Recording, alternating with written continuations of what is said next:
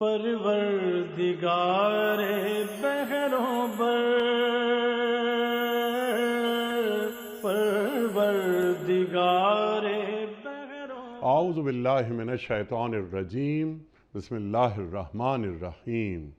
ان اللہ وملائکتہ یصلون علی النبی یا ایہا الذین آمنوا صلوا علیہ وسلموا تسلیما۔ اللہم صلی علی سیدنا و نبینا و شفیعنا و مولانا محمد وعلی آل محمد وبارک وسلم۔ محترم خواتین و حضرات، السلام علیکم۔ پیام صبح کے ساتھ ایک بار پھر حاضر میں ہوں آپ کا میزبان انیق احمد۔ خواتین و حضرات، پیام صبح میں روزانہ بات ہوتی ہے قرآن کریم کے حوالے سے، ہمارے آج کے مسائل کے حوالے سے، قرآن کریم کے مختلف آیات کو ہمارے معزز علماء بیان فرماتے ہیں، شان نزول سے لے کر لمحہ موجود تک، کہ قرآن کریم کی آیات آج ہم سے کیا مخاطبت فرماتی ہیں اور آج کے انسان کے مسائل کا حل قرآن کریم کی یہ آیات کیا عطا فرما رہی ہیں۔ پیر، منگل، بدھ اور جمعرات، ان 4 دنوں میں ہم قرآن کریم کے مختلف آیات پر اپنے معزز علماء سے سیکھتے ہیں۔ جمعہ ہفتہ 2 دن ہم نے رکھے ہیں سوال و جواب کے لیے۔ سوالات بہت سارے انسانی ذہن میں اٹھتے ہیں، ہمارے پاس بہت سارے سوالات آتے ہیں، ای میل کے ذریعے، بائی پوسٹ آتے ہیں، ٹیلی فون آتے ہیں، واٹس ایپ آتے ہیں۔ ہم انہیں جمع کرتے ہیں اور اپنے عہد کے ایک جید مفتی صاحب کی خدمت میں یہ سوالات پیش کرتے ہیں تاکہ ہمیں حاصل ہو اپنے مسائل کا حل قرآن و سنت کی روشنی میں۔ کچھ سوالات ہم پاکستان کے مختلف شہروں میں کھڑے ہو کر ریکارڈ کرتے ہیں، ویڈیو کوئسچنز، وہ بھی ہم رکھتے ہیں مفتی صاحب کی خدمت میں۔ آج کے ہمارے معزز مہمان محترم مفتی منیب الرحمان صاحب۔ خواتین و حضرات، مفتی منیب الرحمان صاحب سے کون واقف نہیں، ہمارے ملک کا محبوب اور مقبول نام۔ پیام صبح کا لازمی جز عرصہ دراز سے ہمارے پروگرام میں تشریف لا رہے ہیں اور ہماری علمی کمی کو دور فرما رہے ہیں۔ مفتی صاحب کو خوش آمدید کہتے ہوئے پروگرام کا آغاز اللہ تعالیٰ کے بابرکت نام سے، سورہ احقاف اور آیت نمبر 15۔ اعوذ باللہ من الشیطان الرجیم، بسم اللہ الرحمن الرحیم۔ وَوَصَّيْنَا الْإِنسَانَ بِوَالِدَيْهِ إِحْسَانًا حَمَلَتْهُ أُمُّهُ كُرْهًا وَوَضَعَتْهُ كُرْهًا وَحَمْلُهُ وَفِصَالُهُ 30 شهرا حتى إذا بلغ أشده وبلغ 40 سنة قال رب أوزعني أن أشكر نعمتك التي أنعمت علي وعلى والدي وأن أعمل صالحا ترضاه وأصلح لي في ذريتي إني تبت إليك وإني من المسلمين۔ صدق اللہ العظیم۔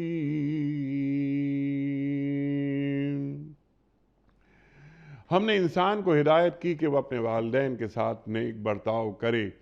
اس کی ماں نے مشقت اٹھا کر اسے پیٹ میں رکھا اور مشقت اٹھا کر ہی اس کو جنا، اور اس کے حمل اور دودھ چھڑانے میں 30 مہینے لگ گئے، یہاں تک کہ وہ اپنی پوری طاقت کو پہنچا اور 40 سال کا ہو گیا۔ تو اس نے کہا، اے پروردگار، مجھے توفیق دے کہ میں تیری نعمتوں کا شکر ادا کروں جو تو نے مجھے اور میرے والدین کو عطا فرمائیں، اور ایسا نیک عمل کروں جس سے تو راضی ہو، اور میری اولاد کو بھی نیک بنا کر مجھے سکھ دے۔ میں تیرے حضور توبہ کرتا ہوں اور تابع فرمان بندوں میں سے ہوں۔ محترم مفتی منیب الرحمان صاحب کی خدمت میں آج کے پروگرام کے حوالے سے پہلا سوال، شرک کی تعریف کیا ہے مفتی صاحب، اور شرک کی صورتیں کون کون سی ہیں؟ عبد الرحمان صاحب راولپنڈی سے۔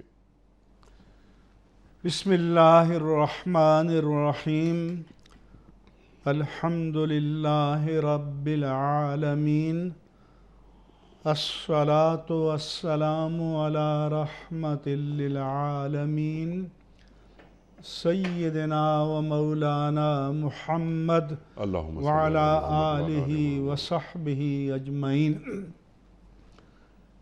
انیق احمد صاحب، علامہ سعد الدین تفتازانی نے شرک کی تعریف میں لکھا کہ ان تشرک فی الالوہیت بمعنی الواجب الوجود وفی استحقاق العبادت جی کعبدت الاصنام، کہ شرک کے معنی یہ ہیں کہ کوئی غیر اللہ کو الوہیت میں اس کا شریک ٹھہرائے یا استحقاق عبادت میں اس کا شریک ٹھہرائے، جیسا کہ بت پرست بتوں کو معبود سمجھ کر ان کے آگے سجدہ کرتے ہیں۔ آسان الفاظ میں کہ اللہ تبارک و تعالیٰ کی ذات و صفات میں کسی غیر اللہ کو شریک ٹھہرانا یہ شرک کہلاتا ہے۔ جی ایک تو یہ بتاؤں کہ الوہیت کے معنی کیا ہیں۔ لا الہ الا اللہ، الوہیت کے معنی ہمارے علم الکلام میں واجب الوجود بتایا گیا ہے، اور کسی اور زبان میں ایسی ٹرم نہیں ہے یا ایسا اصطلاحی لفظ نہیں ہے جو اس کی پوری معنویت کو ادا کرے۔ واجب الوجود کا معنی یہ ہے کہ وہ ہستی جس کا وجود اس کی اپنی ذات سے ہے، اس کے وجود میں آنے میں کسی اور کا کوئی دخل نہیں ہے، اور هو الاول لا اول له، هو الآخر لا آخر له، وہ سب سے پہلے ہے اور اس سے پہلے کوئی بھی نہیں، وہ سب سے آخر میں ہے اور اس کے آخر بعد کوئی بھی نہیں، یعنی اس کی ذات اور اس کی صفات جو ہیں وہ لامتناہی ہیں، نہ اس کی کوئی ابتدا ہے نہ اس کی کوئی انتہا ہے، کیونکہ جس کی کوئی ابتدا ہو اور کوئی انتہا ہو وہ محدود ہوتا ہے، متناہی ہوتا ہے، اور اللہ کی ذات لامحدود اور لامتناہی ہے، اپنی ذات میں بھی اور اپنی صفات میں بھی۔ انگریزی میں ہم اسے تعبیر کرنا چاہیں تو سیلف ایگزسٹنگ یا ایٹرنل کا لفظ آتا ہے۔ اسی طرح سے استحقاق عبادت کے معنی یہ ہیں کہ اللہ کی ذات کے سوا اور کوئی بھی نہیں ہے کہ جو اس بات کا حقدار ہو کہ اس کی عبادت کی جائے۔ ٹھیک۔ لہذا شرک، ایک تو شرک فی الذات ہوتا ہے کہ جیسے اللہ کی ذات جو واجب الوجود ہے، معبود مطلق ہے، خالق مطلق ہے، اس جیسا کسی اور کو ماننا یا اس کی خدائی میں کسی اور کو شریک ٹھہرانا۔ اسی طرح سے اس کی صفات جیسی صفت کسی اور کے لیے ماننا، اور اسی طرح سے اس کو چھوڑ کر کسی اور کی عبادت کرنا، اس کی اجازت نہیں ہے، یہاں تک کہ جو اس کائنات میں اللہ کی ذات کے بعد سب سے عظیم ہستی ہے، تاجدار کائنات صلی اللہ علیہ وآلہ وسلم کی، ان کے لیے بھی نہ سجدہ بندگی جائز ہے، نہ سجدہ عبادت جائز ہے، نہ سجدہ تعظیمی جائز ہے، اور کسی غیر کے لیے سجدہ جائز نہیں ہے، جیسے کہ مشرکین مکہ بتوں کو سجدہ کرتے تھے، یا جیسے ہمارے ہند میں لوگ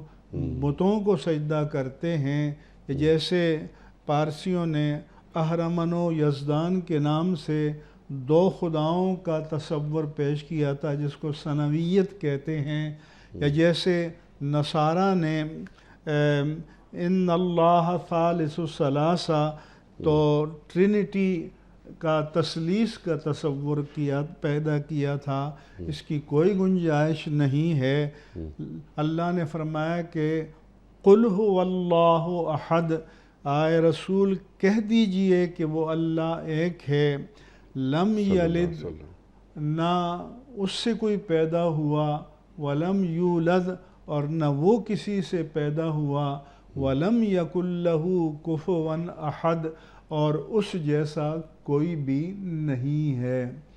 لہذا اللہ تبارک و تعالی کی ذات کے مساوی یا اس کے شریک کوئی اور نہیں ہو سکتا۔ لیکن ایک بات جو بعض حضرات غلط فہمی پیدا کرتے ہیں کہ حضرت عبداللہ بن عمر نے فرمایا تھا، یہ جو خوارج انتہا پسند تھے کہ بتوں کے بارے میں جو آیتیں نازل ہوئیں ان کو اولیاء کرام پر چسپاں کرتے تھے، تو اس لیے مثلاً قرآن مجید میں اللہ کے لیے آیا کہ رؤوف الرحیم، اور اسی طرح سے رسول اللہ صلی اللہ علیہ وآلہ وسلم کے لیے آیا کہ لقد جاءکم رسول من انفسکم عزیز علیہ ما عنتم حریص علیکم بالمؤمنین رؤوف الرحیم۔ اب قرآن نے اللہ کو بھی رؤوف فرمایا، قرآن نے اللہ کو بھی رحیم فرمایا، قرآن نے اللہ کو بھی عزیز فرمایا، اور قرآن نے اللہ کے رسول کو بھی عزیز بھی کہا، رؤوف بھی کہا، رحیم بھی کہا۔ تو جس معنی میں یہ صفت اللہ کے لیے ہوگی، اس معنی میں غیر اللہ کے لیے استعمال کرنا قطعاً جائز نہیں ہے، شرک ہے۔ لہذا ہم کہیں گے کہ اللہ رؤوف ہے، اللہ رحیم ہے، اللہ رحمان ہے، اللہ کریم ہے، اپنے ذاتی کمال سے، اور اللہ کے نبی عزیز ہیں، رؤوف ہیں، رحیم ہیں، اس کی عطا سے ہیں۔ سبحان اللہ، سبحان اللہ۔ اسی طرح سے اللہ خالق کل شیء، اللہ ہر چیز کا پیدا کرنے والا ہے، لیکن حضرت عیسیٰ علیہ السلام فرماتے ہیں کہ انی اخلق لکم من الطین کہیئۃ الطیر فانفخ فیہ فیکون طیرا باذن اللہ، کہ میں تمہارے سامنے مٹی سے ایک پرندے کی مورت بناتا ہوں اور پھر اس میں پھونک مارتا ہوں تو وہ اللہ کے اذن سے اڑتا ہوا پرندہ بن جاتا ہے۔ انی ابرئ الاکمہ والابرص واحیی الموتى باذن اللہ، میں مادرزاد اندھے کو شفا دیتا ہوں، برس کے مریض کو یا کوڑ کے مریض کو شفا دیتا ہوں، اور مردے کو زندہ کرتا ہوں اللہ کے اذن سے۔ تو اب خلق اللہ کی صفت ہے، لہذا اپنی بذات خالق صرف اللہ تبارک و تعالی ہے، بذات شفا دینے والا صرف اللہ تبارک و تعالی ہے۔ تو جو عیسیٰ علیہ السلام نے کہا کہ میں خلق کرتا ہوں، تو صاف فرمایا کہ بِإِذْنِ اللہ، اللہ کی اذن سے۔ انہوں نے فرمایا کہ میں مادرزاد اندھے کو، برس کے مریض کو شفا دیتا ہوں اور مردے کو زندہ کرتا ہوں۔ تو احیاء، زندہ کرنا، ذاتی صفت صرف اللہ تعالیٰ کی ہے۔ وہی محیی بھی ہے، وہی ممیت بھی ہے۔ یہاں تک کہ جو قاتل ہمارے سامنے کسی کو قتل کرتا ہے، ہم اسے قاتل تو کہتے ہیں، ممیت نہیں کہتے۔ ممیت اللہ تبارک و تعالیٰ ہے، جان لینے والا اللہ تبارک و تعالیٰ۔ یہ سبب بنتا ہے۔ یہ ایسا ہی سبب ہے کہ جیسے ہم ڈاکٹر کے پاس جاتے ہیں، وہ ہمیں دوا دیتا ہے، ہم دوا استعمال کرتے ہیں، ہمیں بیماری سے شفا ہو جاتی ہے۔ تو یہ طبیب اور یہ دوا یہ سبب شفا ہیں، لیکن حقیقت میں شفا دینے والا اللہ تعالیٰ کی ذات ہے۔ سبحان اللہ۔ اسی طرح فرمایا کہ عالم الغیب والشہادہ، کہ وہ غیب و شہادت کا علم رکھنے والا ہے۔ لیکن اللہ نے یہ بھی فرمایا کہ وہ عالم الغیب ہے، اور فرمایا کہ فَلَا يُظْهِرُ عَلَىٰ غَيْبِهِ أَحَدًا، وہ اپنے غیب پر کسی کو مطلع نہیں کرتا، إِلَّا مَنِ ارْتَضَىٰ مِن رَّسُولٍ، مگر جو اس کے پسندیدہ رسول ہیں۔ تو اگر رسول غیب کی بات بتاتے ہیں تو وہ اللہ کی عطا سے بتاتے ہیں، اپنے ذاتی کمال سے نہیں بتاتے۔ لہذا یہ سمجھنا چاہیے کہ جو بھی کمال ہے، جو بھی جمال ہے، جو بھی عظمتیں ہیں، چنانچہ ہمارے علماء کلام نے فرمایا کہ اللہ هو الذات الواجب الوجود المستجمع لجمیع صفات الکمالیہ، کہ اللہ وہ ذات واجب الوجود ہے کہ سارے کمالات اس کی ذات میں جمع ہیں۔ مثلا ہم بولتے ہیں تو ہمارا ذاتی کمال نہیں، ہم دیکھتے ہیں تو ذاتی کمال نہیں، ہم سنتے ہیں تو ذاتی کمال نہیں۔ یہ اس کی عطا ہے، وہ چاہے تو عطا کر دے، چاہے تو سلب فرما دے، وہ مالک و مختار ہے۔ اس لیے اس بات کو ذہن میں رکھنا چاہیے کہ اگر کوئی کسی کے لیے ایسی صفت استعمال کرے جو اللہ کے لیے آئی ہے، لیکن عقیدہ یہ ہو کہ وہ اللہ کی عطا سے ہے، تو یہ شرک نہیں ہے۔ ہمارے ہاں جو علوم پڑھائے جاتے ہیں قرآن و حدیث کو سمجھنے کے لیے، مثلا صرف ہے، نحو ہے، ادب ہے، لغت ہے، معانی ہے، فصاحت بلاغت ہے، بدیع ہے، اس میں یہ بتایا جاتا ہے کہ انبت الربیع البقلہ، کہ موسم بہار نے سبزہ اگایا۔ اگر یہ مسلمان کہے گا تو یہ توحید ہے، کیونکہ اس کا مومن ہونا اس بات کی دلیل ہے کہ وہ موسم بہار کو اگانے والا حقیقت میں نہیں سمجھتا، اس کا سبب سمجھتا ہے، کیونکہ اس کا ایمان ہے کہ حقیقت میں انبات اللہ تعالیٰ کی شان ہے۔ سبحان اللہ۔ اور اگر یہی بات جو ہے وہ کافر کہے تو یہ کفر ہوگا، کیونکہ وہ موسم بہار ہی کو اگانے والا مانتا ہے۔ سبحان اللہ۔ لہذا اگر ہم یہ کلمات آئیں استعمال کریں تو مومنوں کے بارے میں بدگمانی نہیں ہونی چاہیے، بلکہ یہاں تک کہ امام احمد رضا قادری نے لکھا کہ اللہ تعالیٰ کے علم کی جو شان ہے وہ یہ ہے کہ وہ ابدی ہے، سرمدی ہے، دائمی ہے، کبھی ایک لمحے کے لیے بھی ظہول نہیں ہوتا کہ عدم حضوری ہو جائے۔ وہ ذاتی ہے، بے عطائے غیر ہے، اور وہ ہر چیز کے احوال لازمہ عارضہ جو بھی ہوں وہ ان سب کو محیط ہے۔ مثال کے طور پر کہ ایک ریت کا ذرہ اٹھائیں تو اس کا اصل جوہر کب تخلیق ہوا، یہ کس چٹان یا پہاڑ کا حصہ تھا، کون سے زلزلے نے اسے اپنے اصل سے جدا کیا، پھر کون سے سیلاب یا ہوا اسے بہا کر لائے، اس پر سورج کی کتنی کرنیں پڑیں، اس پر بارش کے کتنے قطرے پڑے، اس کو کتنے انسانوں نے دیکھا، اس کو زمین کے ہر ذرے سے کیا نسبت ہے۔ اگر ایک ذرے کے لیے بھی ایسا علم کوئی غیر اللہ کے لیے مانے تو یہ کفر ہوگا۔ تو اللہ کا علم تو ایک ذرے کے ساتھ بھی لامتناہی ہے، جو بندے کے لیے ہو ہی نہیں سکتا۔ بالتفصیل آپ نے بیان فرما دیا، سبحان اللہ سبحان اللہ۔ اگلا سوال محمد عاطف صاحب کا ہے اچ شریف سے۔ جی مفتی صاحب، نئے عیسوی سال کی آمد پر خوشی منانا، اس کی مبارکباد دینا شرعاً کیسا ہے؟ نیز نئے سال کی خوشی میں کون سے کام کرنے چاہیے؟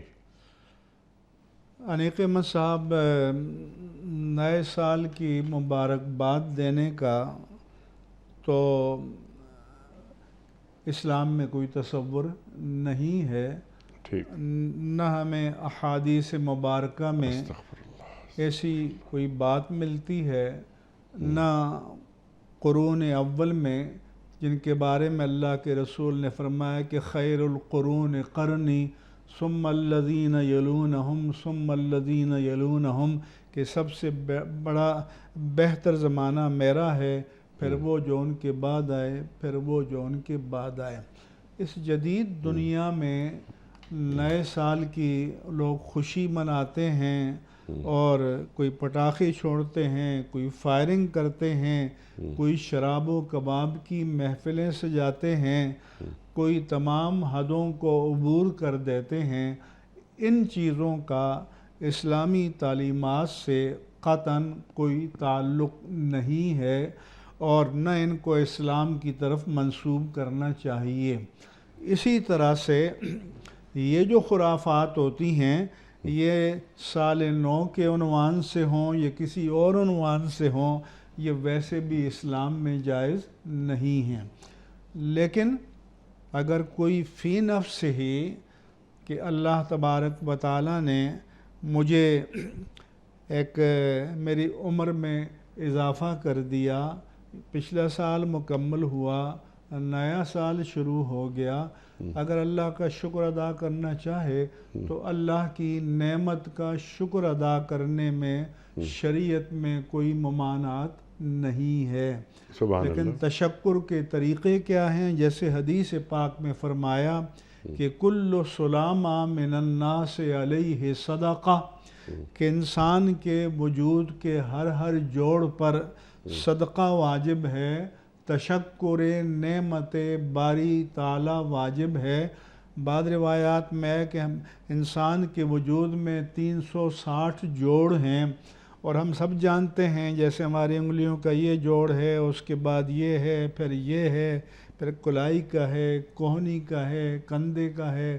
اس طرح یہ ہماری جو میکینزم ہے ہمارے وجود کا، یہ سارے جوڑ کام کرتے ہیں تو ہم فنکشنل ہوتے ہیں، اٹھتے بیٹھتے ہیں، چلتے پھرتے ہیں، کھاتے پیتے ہیں، سوتے جاگتے ہیں، دنیا کے کام کاج کرتے ہیں۔ اور جب خدا نخواستہ کسی کو کوئی پیرالائز ہو جائے، مفلوج ہو جائے، یہی وجود ہے، سانس آ جا رہا ہے لیکن خود حرکت نہیں کر سکتا، اپنے منہ میں پانی نہیں ڈال سکتا، اپنی حاجات پورا نہیں کر سکتا۔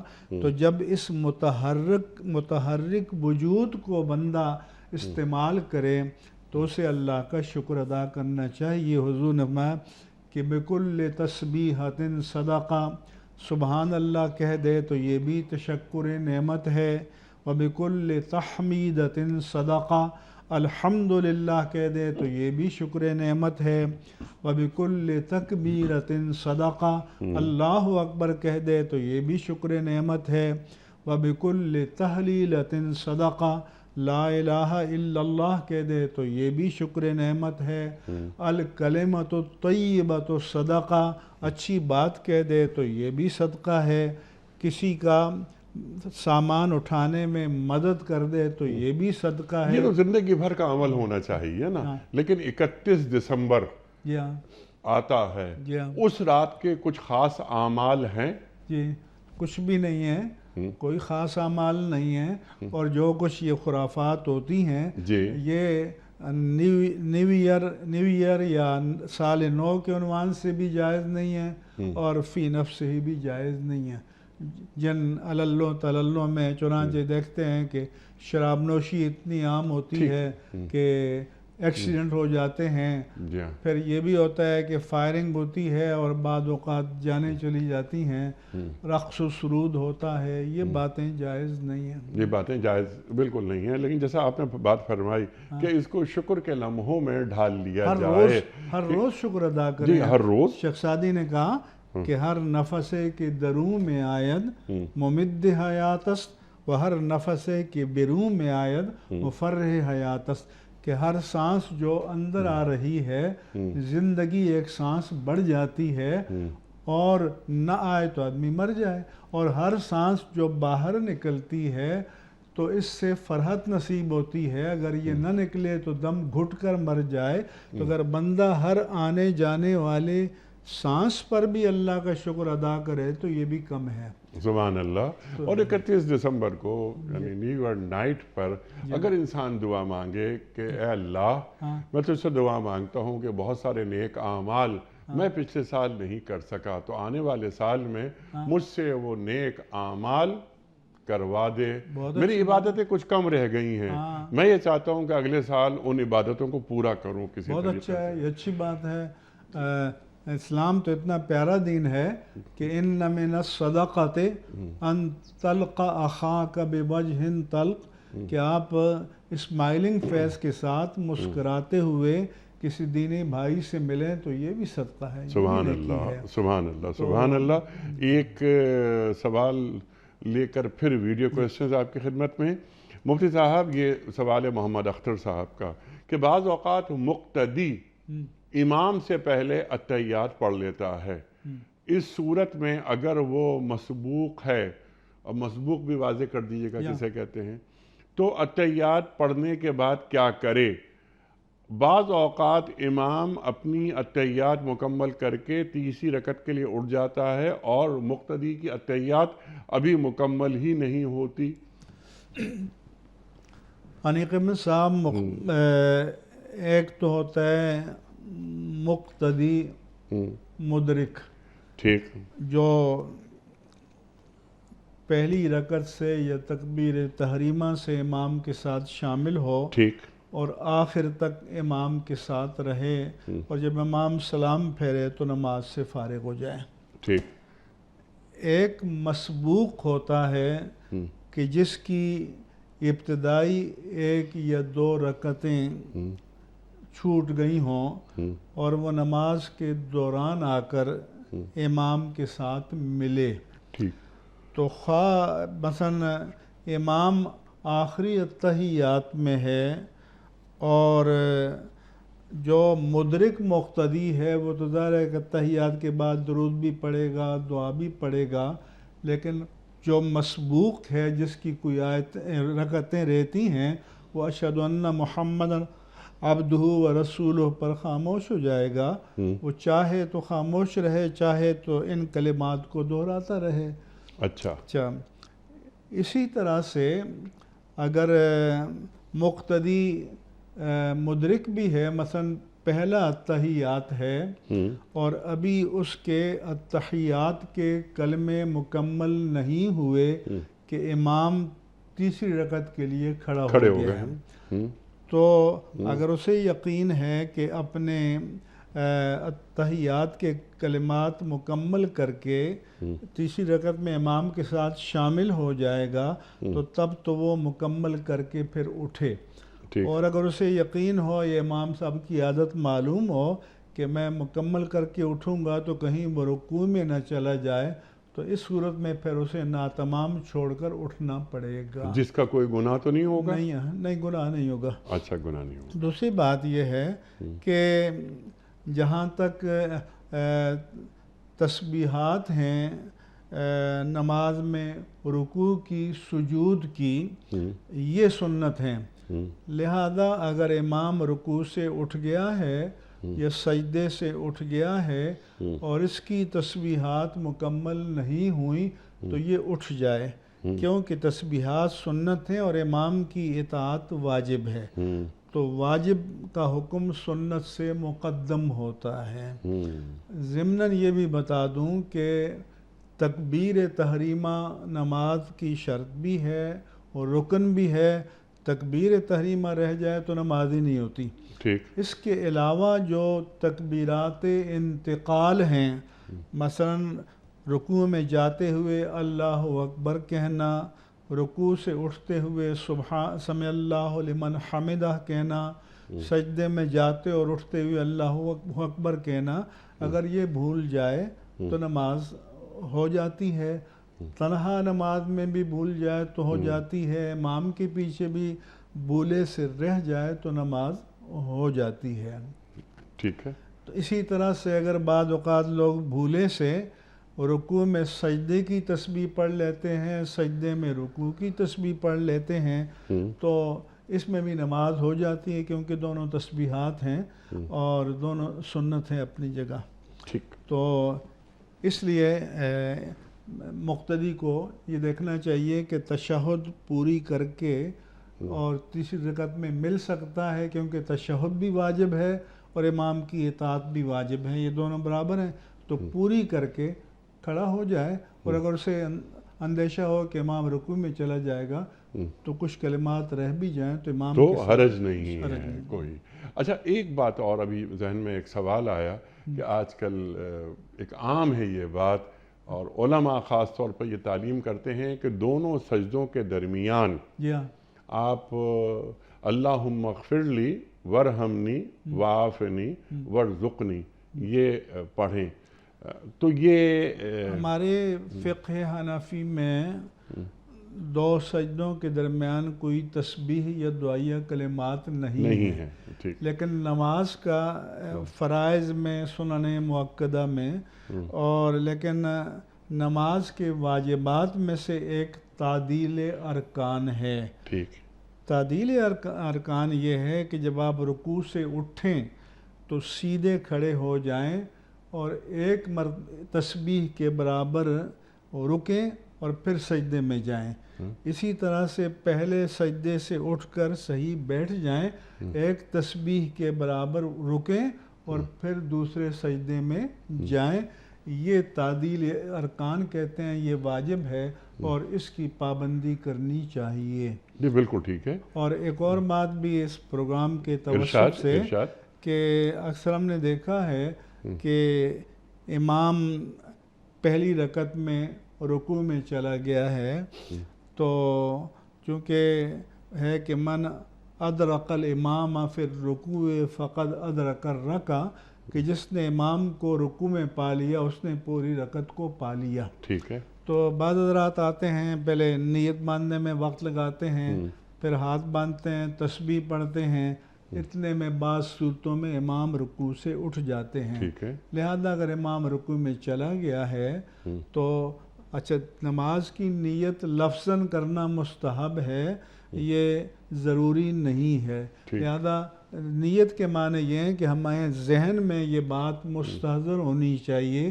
کہ ہم ظہر کی نماز پڑھ رہے ہیں یا عصر کی پڑھنے جا رہے ہیں یا مغرب کی یا فجر کی یا عشاء کی، اور اللہ اکبر حالت قیام میں کر کے اور ہم دوسری اللہ اکبر کہہ کر رکوع میں چلے جائیں. اس صورت میں ہاتھ باندھنے کی ضرورت نہیں ہوگی. ہاتھ باندھنے کی بھی ضرورت نہیں اور ثنا پڑھنے کی بھی ضرورت نہیں. اگر ثنا پڑھے گا اور امام رکوع سے اٹھ سکتا ہے تو رکعت پانے کا ثواب زیادہ ہے.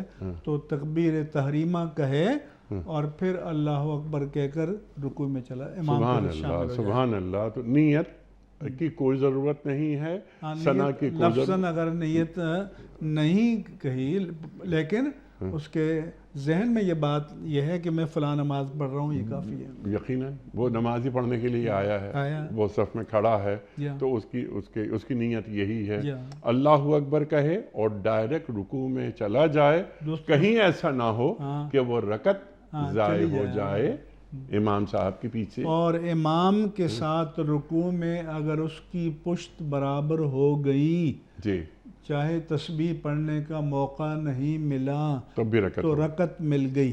ٹھیک ہے، البتہ اگر یہ رکوع میں جا رہا تھا اور امام اٹھ رہا تھا تو پھر رکعت نہیں ملی۔ ٹھیک، سبحان اللہ سبحان اللہ سبحان اللہ سبحان اللہ۔ بہت اہم باتیں آپ نے ہمیں بتا دیں۔ اچھا، ایک سوال اور لے لیتے ہیں یہاں سے کہ ہمارے معاشرے میں ملاقات کے بعد جاتے ہوئے لوگ خدا حافظ کہتے ہیں، اس کی شرعی حیثیت کیا ہے؟ نیز ملاقات کے آداب کیا ہیں، یہ بھی فرما دیجیے۔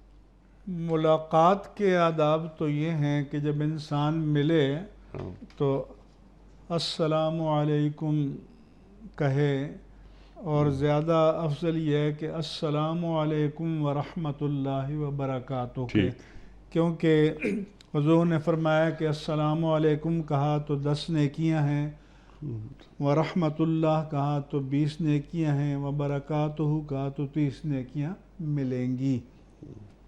یہ جو ہمارے ہیں کہ آداب عرض، اور یہ اسلام کا سلام نہیں ہے۔ السلام علیکم ورحمۃ اللہ وبرکاتہ کہے، یہ سیکولر روایات، جی ہاں، یہ سیکولر روایات ہیں۔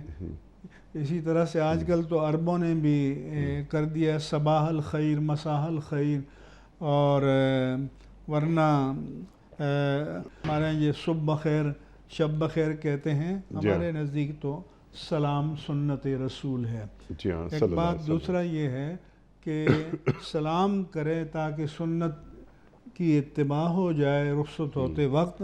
تو حدیث میں ہے کہ اگر کوئی کہتا ہے کہ استودعک اللہ، کہ میں تیری جان و مال کو اللہ کی حفاظت میں دیتا ہوں، تو یہ کلمہ دعا ہے، یہ اچھی بات ہے، اور اس کے کہنے میں کوئی حرج نہیں ہے۔ تو اللہ حافظ کہے یا اللہ نگہبان کہے یا خدا حافظ کہے، یہ کلمہ دعائیہ ہے، اور یہ زیادہ بہتر یہ ہے کہ میں آپ کو اللہ کے امان میں دیتا ہوں، سبحان اللہ، اللہ کی حفاظت میں، اللہ آپ کی نگہبانی فرمائے۔ سبحان اللہ۔ اچھا، یہاں پر یہ خدا حافظ، ٹھیک ہے، یہ بھی کلمہ دعا ہے، یہ کلمہ دعا ہے، یعنی اس کے معنی میں یہ ہے کہ اللہ آپ کا محافظ ہو۔ جی ہاں۔ اچھا، لیکن اس کی خاطر سلام کو ترک نہ کریں جو سنت ہے۔ جی، سلام کو ترک نہ کریں جو کہ سنت ہے، سلام کرنا سنت اور اس کا جواب دینا واجب۔ ٹھیک ہے نا مفتی صاحب؟ اور فرمایا کہ خیرکم من یبدأ بالسلام، سلام میں جو پہل کرے اس کا ثواب زیادہ ہے۔ سبحان اللہ سبحان اللہ۔ سلام میں پہل، سرکار دو عالم صلی اللہ علیہ وآلہ وسلم نے ہمیشہ سلام میں پہل فرمائی۔ اللہ اکبر۔ صحابہ کو حسرت ہی رہی کہ کبھی ہم اللہ کے رسول صلی اللہ علیہ وسلم کو سلام کریں۔ حضرت ایک صحابی بازار جاتے تھے اور گھوم پھر کر آ جاتے تھے، تو کسی نے پوچھا کہ آپ کچھ خرید و فروخت تو کرتے نہیں ہیں، تو کس لیے جاتے ہیں؟ تو انہوں نے کہا کہ میں سلام کا ثواب کمانے جاتا ہوں، کہ جو بھی سامنے آتا ہے اس کو سلام کرتا ہوں، اور سلام السلام علیکم کلمہ دعا ہے، ورحمۃ اللہ بھی دعا ہے، برکاتہ بھی دعا ہے، تو دوسروں کو دعائیں دیتا ہوں، ان کی دعائیں لیتا ہوں، تو یہ ثواب کمانے کے لیے جاتا ہوں۔ سبحان اللہ سبحان اللہ۔ اور یہ ورنہ فرمایا کہ بہترین مواضع مساجد ہیں اور بدترین بازار ہیں، لیکن اگر کچھ ضرورت کے لیے جائے، خرید و فروخت کرنا ہے، تو اجازت ہے شریعت میں۔ جی سبحان اللہ۔ مطلب اس عمل کو بھی نیک بنا لیا گیا۔ جو بدترین جگہ ہے مارکیٹ، بازار، اس میں سے بھی خیر نمودار ہو گیا۔ واہ واہ واہ، سبحان اللہ سبحان اللہ۔ مفتی صاحب، کچھ ویڈیو کوئسچنز آپ کی خدمت میں۔ جناب والا، پہلا سوال۔ السلام علیکم مفتی صاحب، میرا سوال یہ ہے کہ کیا بیمار کی عیادت کرنے پر ثواب ملتا ہے، اور بیمار کی عیادت کرنے کے آداب کیا کیا ہیں؟ جناب، بیمار کی عیادت کرنا سنت مصطفیٰ صلی اللہ علیہ وآلہ وسلم ہے، اور ایک مسلمان کے دوسرے مسلمان پر کسی رشتہ داری یا قرابت سے ہٹ کر جو عمومی حقوق ہیں ان میں یہ بھی ہے کہ جب اس سے ملے تو سلام کرے، بھوکا ہو تو کھانا کھلائے، بیمار ہو تو عیادت کرے، انتقال ہو جائے تو اس کے جنازے میں شریک ہو۔ ٹھیک۔ اور عیادت اللہ کے رسول مکرم صلی اللہ علیہ وآلہ وسلم کی سنت مبارکہ بھی ہے، اور عیادت کا طریقہ یہ ہے کہ جائے، اس کو سلام کرے، اس کی پیشانی پر ہاتھ رکھے یا چلو ہاتھ میں ہاتھ پکڑے، پھر دعائیہ کلمات کہے کہ اللہم اذہب الباس رب الناس لا باس بہ طہورا انشاءاللہ، اللہ اے لوگوں کے پروردگار اس کی تکلیف کو دور فرما دے، اور انشاءاللہ تعالی اس تکلیف سے آپ کو نجات مل جائے گی، اور بسم اللہ ارقیکا من کل شیء یؤذیکا، کہ میں اللہ کا نام لے کر تجھے دم کرتا ہوں ہر اس چیز سے کہ جو تجھے نقصان پہنچائے، ومن شر حاسد اذا حسد بھی کہے تو، لیکن یہ ہے کہ اتنی دیر بیٹھے کہ جو اس کے لیے بار نہ ہو۔ نمبر 2 یہ کہ غیر ضروری باتیں نہ کرے، اگر ڈاکٹروں نے بات کرنے سے منع کیا ہے تو اس کو بات کرنے پر مجبور نہ کرے، اور دعائیہ کلمات کہے اس کے لیے۔ اور بعض لوگ یہ بھی کرتے ہیں کہ دسیوں نسخے بیان کرنا شروع کر دیتے ہیں کہ یہ ہے اور فلاں ہے، یا بعض یہ کہیں گے کہ فلاں کو اس بیماری میں یہ ہو گیا تھا اور وہ ہو گیا تھا۔ یہ سارے کام نہ کریں، دعا کریں بیمار کے لیے جو سنت رسول ہے۔ سبحان اللہ، سبحان اللہ، اور اس کی ہمت بڑھائیں۔ ہاں، البتہ اس کی کوئی خدمت کر سکتے ہوں اور وہ ضرورت مند ہو، اس کی خدمت ضرور کریں۔ خدمت مالی بھی ہو سکتی ہے۔ جی چلتے وقت ایک لفافہ اس کے سرہانے کے نیچے رکھ کر چلے جائیں۔ اللہ اکبر۔ مفتی صاحب کم از کم ایک سوال اور آپ کی خدمت میں، جناب والا اگلا سوال۔ السلام علیکم مفتی صاحب، صلاۃ التسبیح کی نماز کیسے پڑھتے ہیں اور اس کی کیا فضیلت ہے؟ صلاۃ التسبیح، صلاۃ التسبیح کے بارے میں حضرت عبداللہ بن عباس رضی اللہ عنہ کی روایت ہے کہ رسول اللہ صلی اللہ علیہ وآلہ وسلم نے اس کی تعلیم فرمائی، اور فرمایا کہ اگر توفیق ملے تو روز پڑھ لو، ورنہ ہفتے میں ایک بار، ورنہ مہینے میں ایک بار، ورنہ سال میں ایک بار، یا کم از کم زندگی میں ایک بار ضرور پڑھ لو۔ یہ 4 رکعت نوافل کی نیت ہے۔ نوافل جو روٹین سے پڑھتے ہیں وہی ہے، صرف یہ ہے کہ ہر رکعت میں 75 زائد تسبیحات ہیں۔ سبحان اللہ والحمد للہ ولا الہ الا اللہ واللہ اکبر وللہ الحمد، یہ تسبیحات ہیں۔ اور جب ثنا پڑھ لیں تو 15 مرتبہ یہ تسبیح پڑھیں، لیکن کسی تسبیح وغیرہ پر نہیں بلکہ انگلی دبا کر گنتے رہیں۔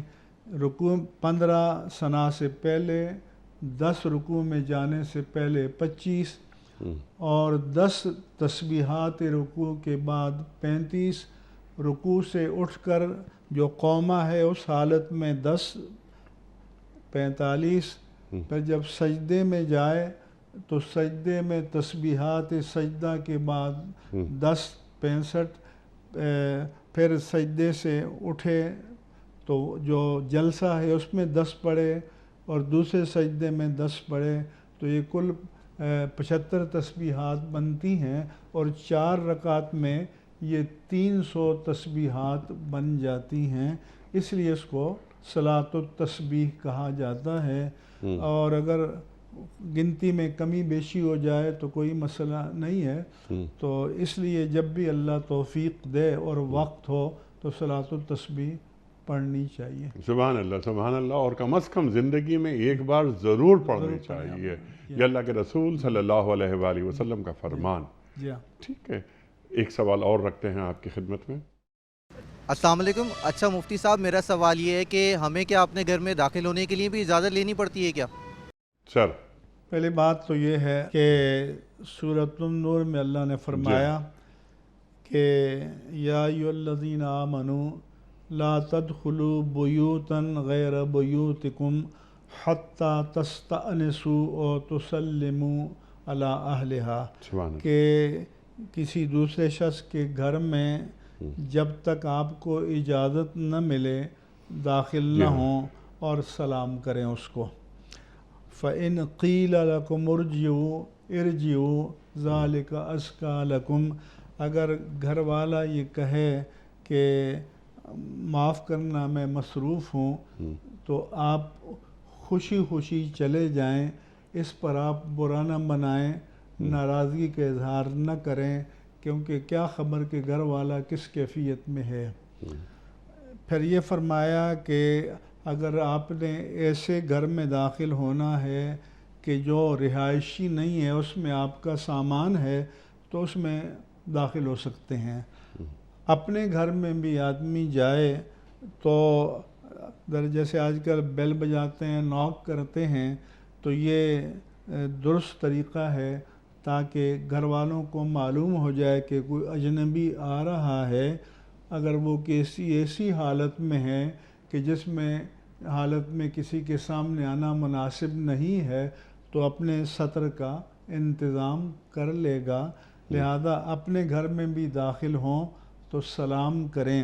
ہاں، کسی کے گھر میں داخل ہوں تو یہ کہا کہ السلام علیکم ادخل، کہ السلام علیکم، کیا مجھے اندر آنے کی اجازت ہے؟ اور اگر گھر والے پوچھیں کہ من آپ کون ہیں، تو لوگ کہتے ہیں کہ میں ہوں، پہچانو میں ہوں، تو فرمایا کہ لا تقولوا انا، میں نہیں کرو، بلکہ اپنا نام بتاؤ کہ میں فلاں شخص ہوں۔ سبحان اللہ، اس کو بجھارت یا پہیلی نہ بناؤ۔ اور رسول اللہ صلی اللہ علیہ وسلم کا طریقہ یہ تھا کہ جب سفر سے واپس آتے تھے تو مدینہ منورہ کے قریب کسی منزل پر رات گزارتے تھے تاکہ شہر میں لوگوں کو خبر ہو جائے، اور جو آپ کے ساتھ یا تو مجاہدین ہوتے تھے یا حج میں سے آپ واپس آ رہے ہوتے تھے عمرے سے، تو سب کے گھر والوں کو معلوم ہو جائے کہ آ رہے ہیں، اور پھر آپ آتے پہلے مسجد میں 2 رکعت نوافل پڑھتے، پھر شہر کے حالات پوچھتے، پھر اپنے گھر میں تشریف لے جاتے تھے۔ سبحان اللہ، سبحان اللہ، سبحان اللہ، یہ آداب زندگی ہیں، اور ہمارا دین ایک وقار کے ساتھ رہنے کا طریقہ ہمیں سکھاتا ہے۔ مفتی صاحب، میں آپ کا بڑا ممنون، بڑا شکر گزار، آپ تشریف لائے۔ خواتین و حضرات، جیسا میں نے آغاز میں عرض کیا تھا کہ پیر، منگل، بدھ اور جمعرات، ان 4 دنوں میں ہم قرآن کریم کی مختلف آیات پر بات کرواتے ہیں اپنے محترم علماء سے، لیکن جمعہ اور ہفتہ 2 دن ہم نے رکھے ہوئے ہیں سوال و جواب کے لیے۔ ان 2 دنوں میں ہم آپ کی طرف سے آئے ہوئے سوالات یکجا کرتے ہیں اور اپنے عہد کے ایک جید مفتی صاحب کی خدمت میں وہ سوالات پیش کرتے ہیں، ان سے حاصل کرتے ہیں روشنی، رہنمائی قرآن و سنت کے مطابق۔ اور ہم ایک بات ہمیشہ عرض کرنے کی کوشش کرتے ہیں کہ ہمارا دین مکمل ہے، ہمارے دین کے پاس انفس و آفاق کے ہر مسئلے کا حل موجود ہے۔ خواتین و حضرات، بس ضرورت اس بات کی ہوتی ہے کہ کسی اہل ذکر کی خدمت میں حاضری دی جائے، اہل علم کی خدمت میں حاضری دی جائے، اور ان کے سامنے زانو تلمذ تہ کر کے بیٹھا جائے، ان کی خدمت میں سوالات پیش کیے جائیں اور ان سے لاجواب نہیں ہوا جائے بلکہ مطمئن ہوا جائے۔ ہمارے معزز علماء تشریف لاتے ہیں، وہ ہمارے سوالات کے جوابات دیتے ہوئے ہمیں لاجواب نہیں کرتے، ہمیں مطمئن کرتے ہیں۔ میں ایک بار پھر مفتی منیب الرحمان صاحب کا شکر گزار ہوں کہ آپ تشریف لائے۔ خواتین و حضرات، پیام صبح کا اختتام ہوتا ہے روزانہ ایک قول پر۔ اور وہ قول ہوتا ہے صاحب نہج البلاغہ امیر المومنین حضرت علی مرتضیٰ کرم اللہ وجہہ کا۔ آپ فرماتے ہیں انسان کی جتنی ہمت ہو اتنی ہی اس کی قدر و قیمت ہے۔ انسان کی جتنی ہمت ہو اتنی ہی اس کی قدر و قیمت ہے۔ سبحان اللہ سبحان اللہ۔ اپنے میزبان انیق احمد کو کل تک کے لیے اجازت دیجیے۔ خدا حافظ۔ پروردگار